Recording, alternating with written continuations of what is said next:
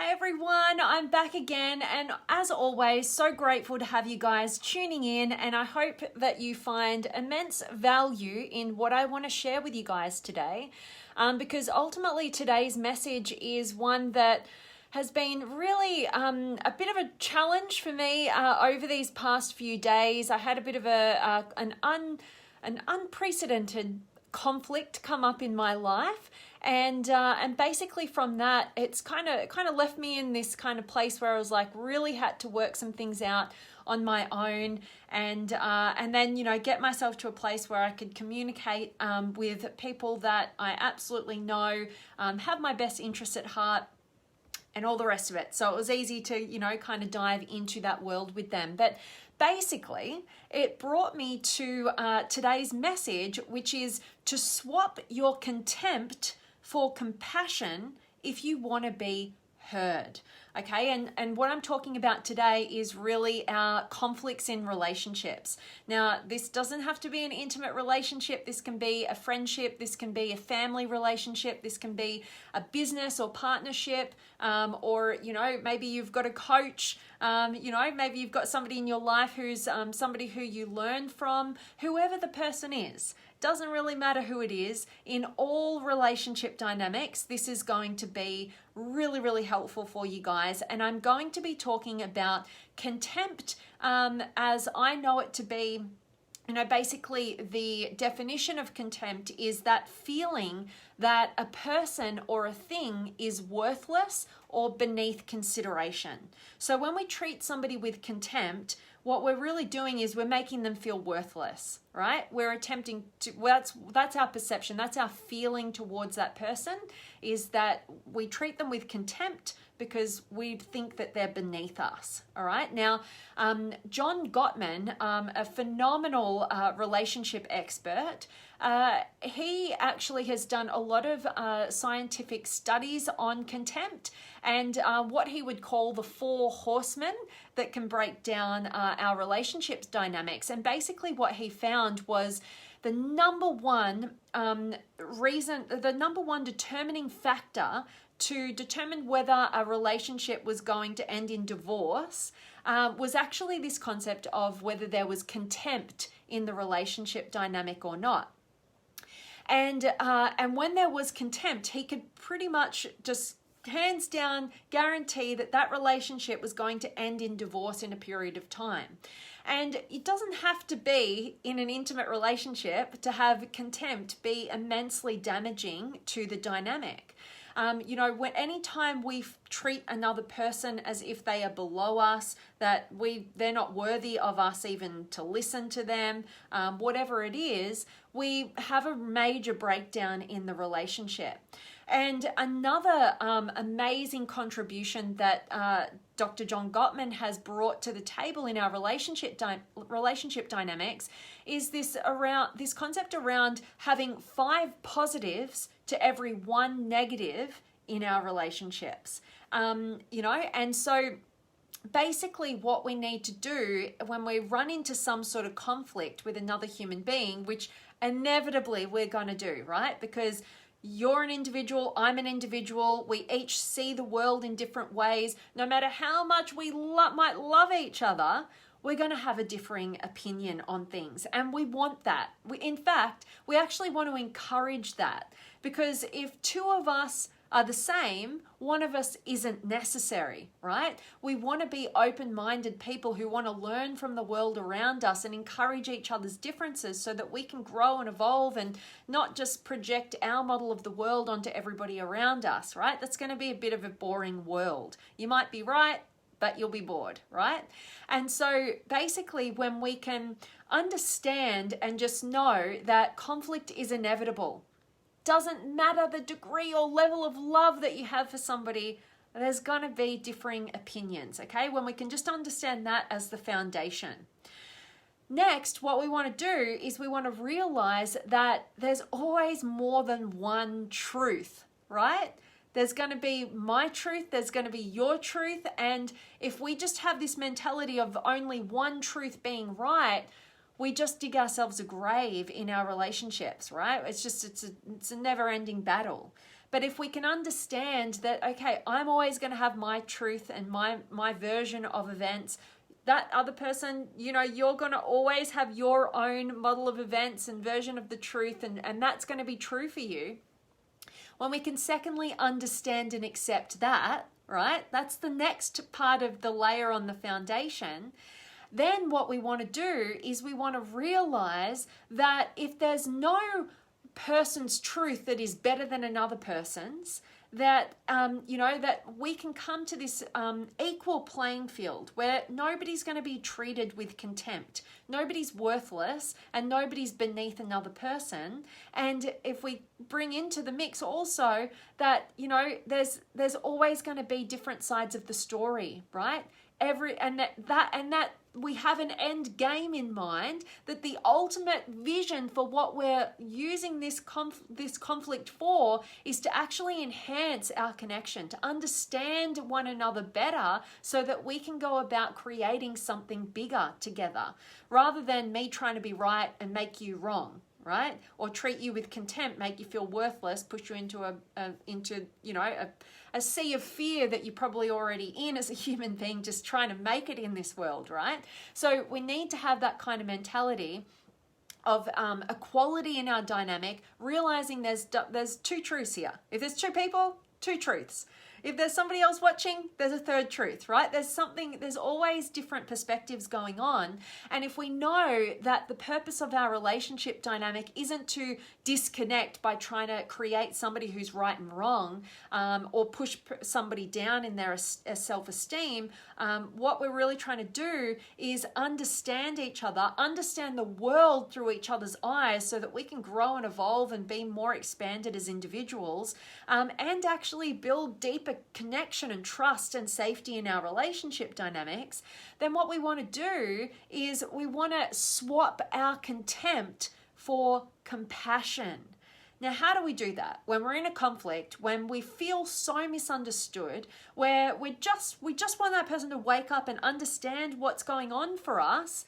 That's why our relationship conflicts end up in two people yelling at each other, trying to be understood, but nobody's listening. And so two people feel completely deflated and it ends at odds with one another, and disconnect totally. Instead of playing down that same old tired pattern, what we need to do as, more consciously aware human beings who want something good to come about, who are using their emotional intelligence to make a situation better rather than worse based on their input to it, if we need to take time out, we need to take time out. Personally, that's what I often need to do in my relationship conflicts with whoever it is. I need to take some time out here. I need to go and give myself the gift that I'm trying needily to get from the other person, which is understanding. I need to go and see, hey, hang on a minute. Let's call a time out. I can see where this pattern goes. I'm going to go over into my own world for a bit. I'm going to understand myself. What's my perspective here? What is actually going on for me here? What am I feeling about this? And where is it coming from?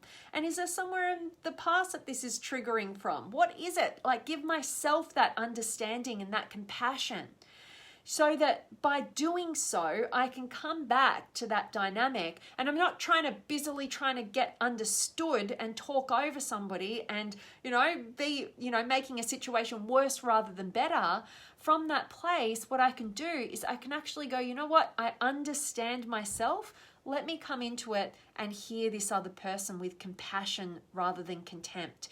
And I should add in another key point if you're really willing to do this work.